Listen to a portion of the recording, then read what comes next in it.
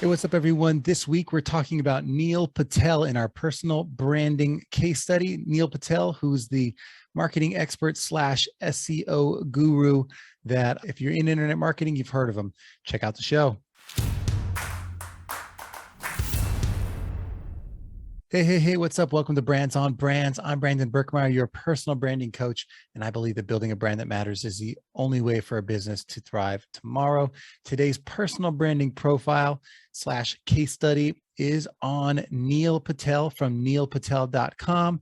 If you haven't heard of Neil, we're going to talk a lot about him today, but he is prolific in the internet marketing, digital marketing, SEO, search engine optimization space, and we're going to dive into that. But before that, if you are building your personal brand, one of the best ways to do that is to start a podcast.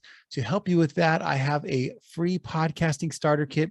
Just go to brandsonbrands.com/starter kit to check that out, or go to my website and check out all of our freebies at any time. So let's dive into Neil Patel and the story about his journey of being a personal brand. First off, again, if you haven't heard of him, the Wall Street Journal calls him a top influencer on the web, period. Forbes says he's one of the top 10 online marketers, and Entrepreneur magazine says he created one of the 100 most brilliant companies in the world. He was also recognized as a top 100 entrepreneur under the age of 30 by President Obama, and one of the top 100 entrepreneurs under the age of 35 by the United Nations. He's also been awarded congressional recognition from the United States House of Representatives. So Neil Patel, he founded a couple companies. If you've heard of them, you'll know. One is called Crazy Egg.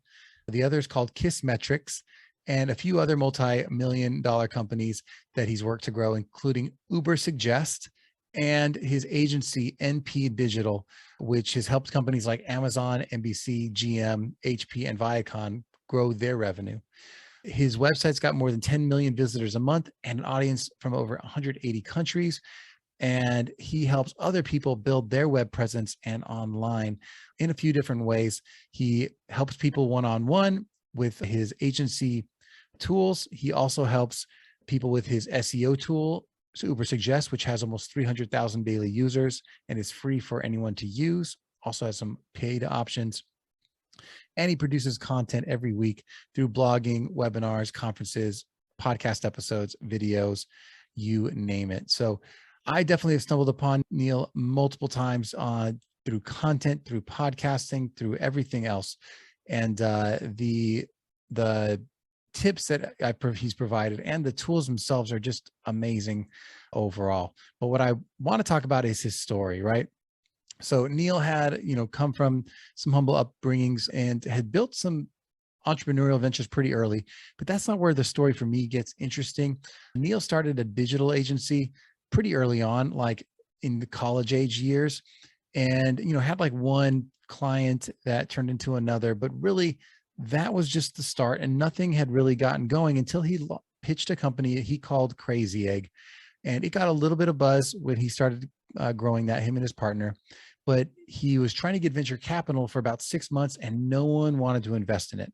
And he had to figure out, okay, how am I going to make this company profitable myself? How can we do this? We need some income to make up for the losses of getting this thing founded. So they ran their internet marketing agency and this Crazy Egg company at the same time while in college, working 60 plus hours a week. To top it off, he traveled almost every week speaking at conferences. Now, this is the point that I need people to understand. He started something, thought he'd do the venture capital route, decided he had to keep making it work himself. He's making this tool, this agency better and better. And to get the word out, he goes and starts speaking at conferences, over 50 conferences a year, right? So think about that. There's 52 weeks in a year. He's at 50 conferences a year. Hopefully he had a few a week, but that's a lot of traveling. That's a lot of speaking. But what it really is, it's a lot of getting your name out there. And if you are speaking on stages every week, telling people what to do in your area of expertise, in his case, I'm sure it was search engine optimization and what you need to know to do well in search. If he's telling people this every week and the companies at the time needed that advice, he's who they're going to look to as their guru, as their person that's a thought leader in the space. And I'm sure some of those became clients because they needed that problem solved. I think this for me is a catalyst for a lot of businesses in the coaching and guru space, and even in the service-based entrepreneur space.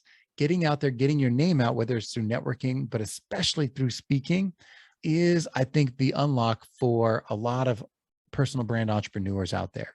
Not only speaking on stages, which is huge, but also podcasts, blogs, and YouTube channels.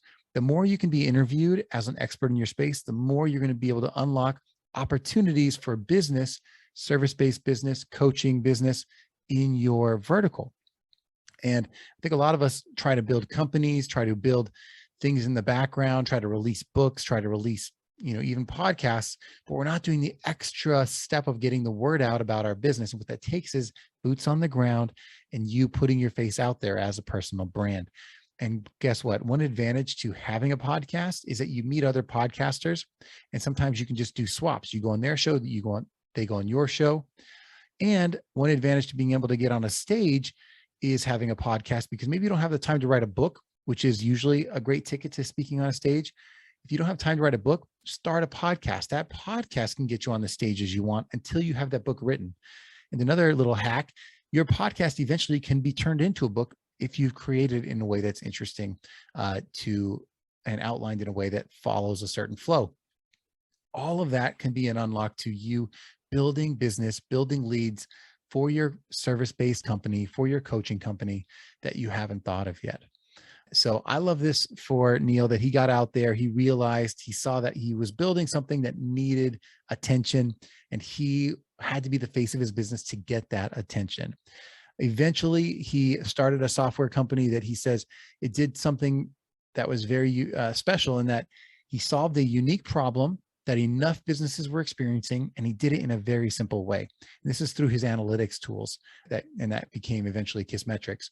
But Kissmetrics solved broader problems in a very simple way. But I'd say that to you, if you have a kind of an idea in your head, or you have services you offer, if you can break that down to a problem you're solving in a simpler way and offer that out to as many people as possible, you might just start the lead engine you need to get things moving. But you have to get your face out there on as many stages as possible to do it. That's our personal brand case study for the day. Neil Patel, internet marketer, speaker, author, and business builder. Hope you guys enjoyed the story. And as always, keep tuning in, and we will catch you next time. Brands on Brand.